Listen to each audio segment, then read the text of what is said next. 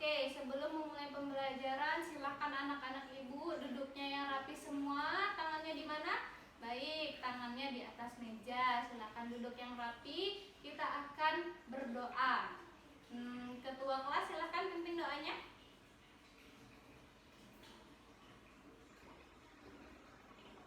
Oke, ibu akan mengabsen kalian dulu satu-satu. Yang hadir silahkan bilang hadir dan tunjuk tangannya. Yang pertama yaitu Aiman hadir. Baik, hadir. Lalu Fitri, Ines hadir, Fikri hadir, Jeffrey hadir. Oke, hadir semua ya anak-anak ibu semuanya. Alhamdulillah rajin-rajin semua sekolahnya.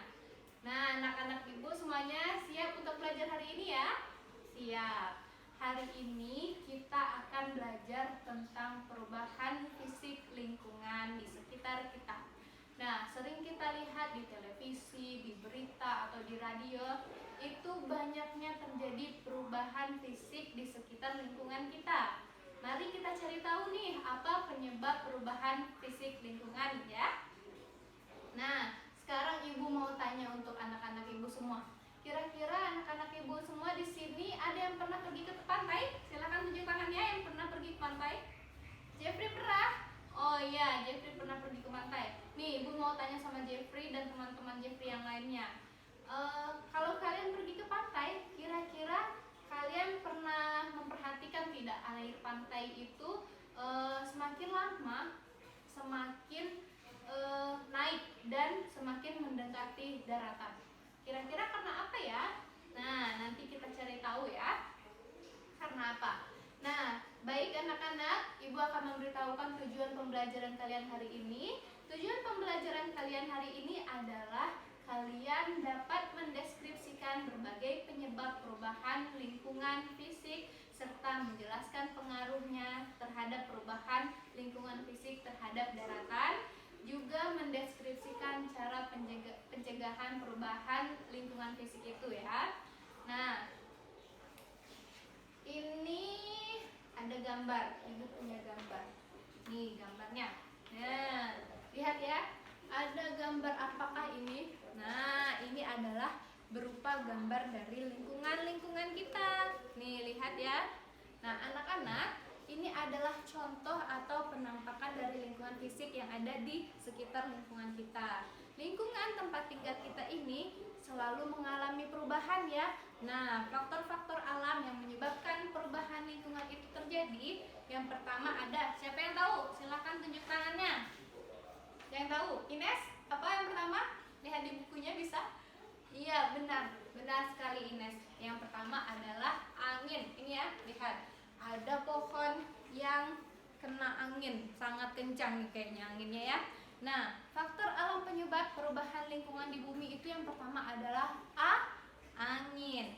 Angin merupakan udara yang bergerak, angin yang bergerak dari daerah yang tekanannya tinggi ke daerah yang mempunyai tekanan yang rendah.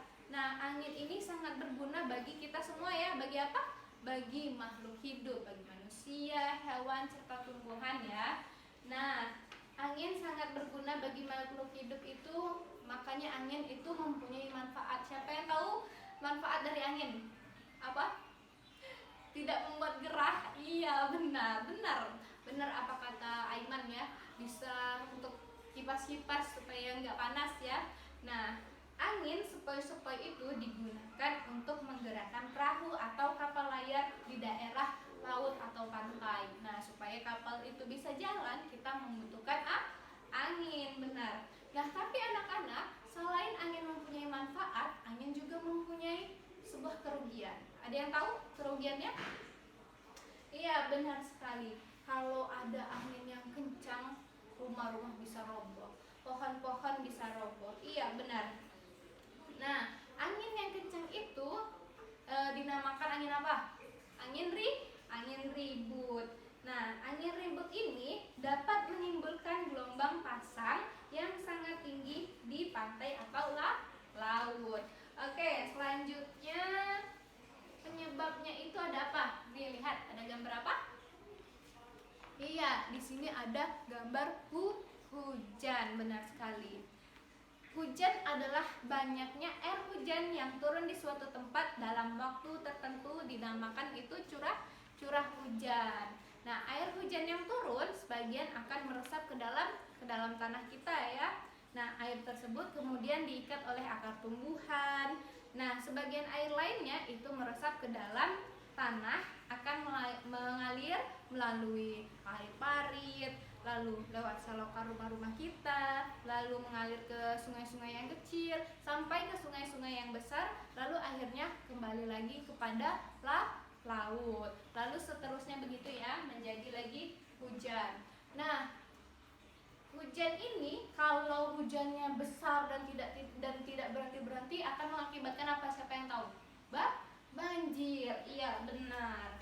Lalu selanjutnya penyebab perubahan lingkungan fisik, yaitu ini apa? Ada iya benar, gelombang air laut. Nah, air laut itu selalu bergerak karena tertiup angin. Makin lama dan makin kuat angin bertiup, maka gelombang yang terbentuk juga akan semakin besar. Gelombang air laut itu biasanya menuju ke arah mana? Ya, benar, ke arah pantai. Ini adalah penyebab perubahan fisik yang ketiga, perubahan lingkungan fisik yang ketiga. Lalu yang selanjutnya itu yang terakhir, ada yang tahu ini apa? Siapa yang bisa tunjuk tangannya? Ya, Fitri, coba apa ini? Matahari. Perubahan fisik, penyebab perubahan fisik lingkungan selanjutnya yaitu matahari. Matahari merupakan sumber energi bagi semua makhluk hidup. Kenapa? Karena kehidupan di bumi kita ini tidak dapat lepas dari peranan matahari. Kenapa? Nih, ada yang tahu enggak contoh-contoh manfaat matahari? Coba Jeffrey. Iya, mengeringkan baju. Coba Iman, mengeringkan sepatu, benar. Coba Ines, apalagi jemur ikan asin ibu. Iya, benar kok, benar. Nah, tapi selain dapat dimanfaatkan atau memiliki keuntungan, panas matahari ini yang selalu terpancar juga dapat menyebabkan kerugian. Ada yang tahu kerugiannya apa? Nih, Ibu kasih tahu ya. Salah satunya yaitu dapat menimbulkan kemarau yang panjang sehingga matahari, waduk-waduk dan sungai-sungai dapat mengering, sehingga makhluk hidup menjadi kekurangan air dan sumber makanan. Ya, kalau misalnya panasnya terlalu terik terus tuh berlangsung selama berhari-hari bisa menyebabkan kemarau. Nah, matahari juga memiliki peranan yang sangat penting bagi kehidupan manusia. Apakah itu?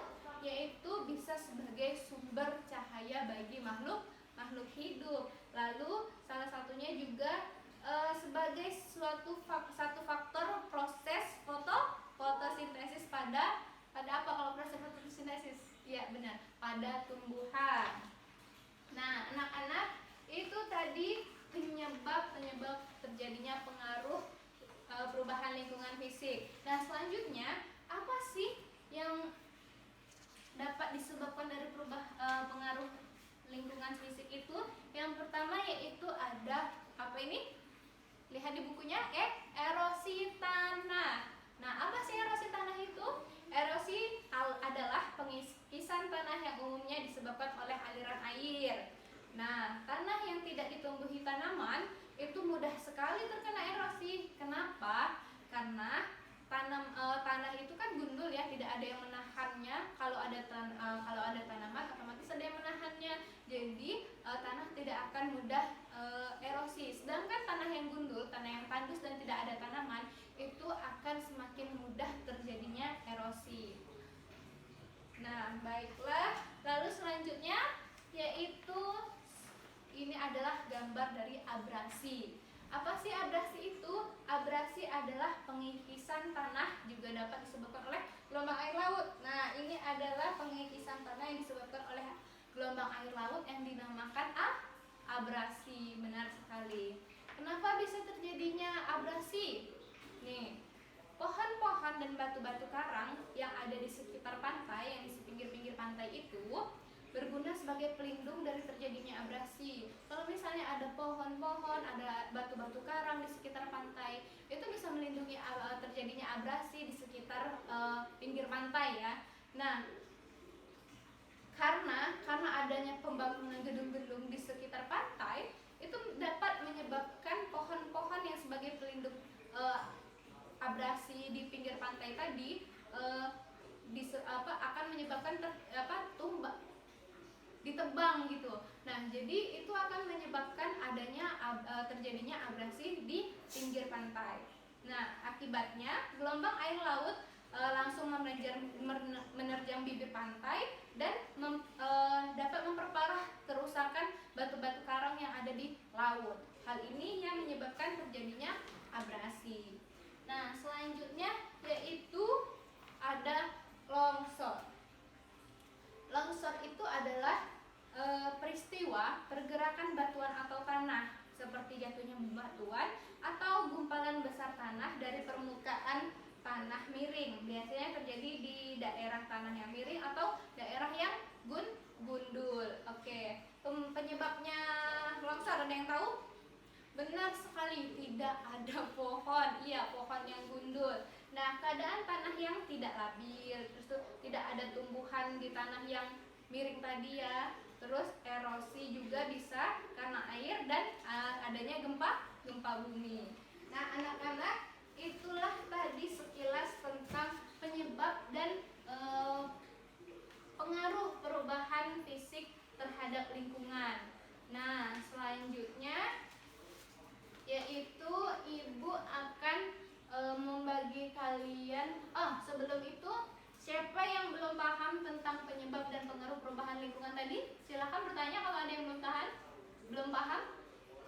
Oke, sejauh ini paham ya anak-anak ibu. Nah, ibu akan membagi kalian menjadi 5 kelompok. Itu bisa ada yang 4, ada yang 5 orang ya. Silahkan dibagi. Ibu akan membagikan kalian masing-masing gambar.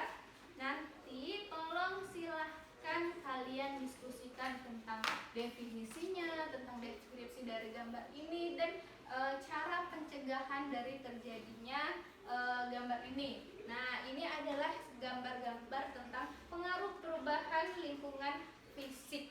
Ini ada kemarau, silahkan ini untuk kelompok 1. Dan ini ada banjir anak-anak, ini untuk kelompok 2. Ini ada longsor untuk kelompok 3, silahkan diambil. Dan selanjutnya ini ada abrasi untuk kelompok 4. Ini tadi erosi, silahkan ambil untuk kelompok 5. Silahkan kalian diskusikan. Nanti ibu akan beri waktu, silahkan diskusikan dulu. Ambil Jeffrey.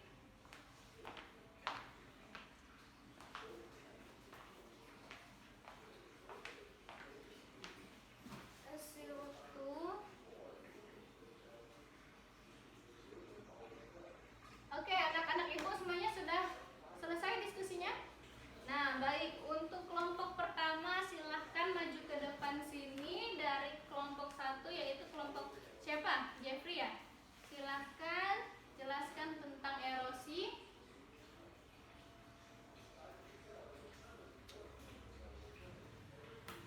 Alhamdulillah, ternyata anak-anak ibu semua sudah maju ke depan dan diskusinya juga presentasinya lumayan bagus dan sudah baik. Ternyata anak-anak ibu semua sudah bisa menjelaskan kembali apa itu tadi pengaruh perubahan fisik terhadap lingkungan kita ya. Nah, sampai di sini apakah ada yang mau ditanyakan? Apakah sudah paham atau masih ada yang mau ditanyakan? Sudah paham semua? Baiklah, alhamdulillah. Nah, jadi anak-anak, kesimpulan dari pembelajaran kita hari ini adalah kalian telah mempelajari tentang penyebab dari perubahan fisik itu. Tadi ada angin, ada cahaya matahari, ada hujan dan gelombang air laut. Benar sekali. Lalu yang kedua yaitu kalian telah mempelajari tentang pengaruh perubahan fisik di daratan. Yang pertama ada apa tadi? Benar sekali, ada erosi, lalu ada abrasi, ada tanah longsor, ada banjir, dan yang terakhir ada kemarau. Nah, anak-anak, setelah kalian memahami pembelajaran hari ini, ibu akan kasih tugas kalian untuk dikerjakan di rumah. kelas bagikan satu-satu tugasnya kepada Jepri, silakan dibagikan. Oke. Anak-anak jangan lupa mengerjakan tugasnya di rumah ya. Dibaca dengan teliti supaya kalian bisa menjawabnya dengan benar. Nanti kalau ada hal yang ingin ditanyakan, silakan tanyakan Ibu di pertemuan kita berikutnya. Nah, untuk itu Ibu akhiri pembelajaran kita hari ini. Jika ada salah kata, Ibu mohon maaf. Ibu permisi dulu. Assalamualaikum warahmatullahi wabarakatuh.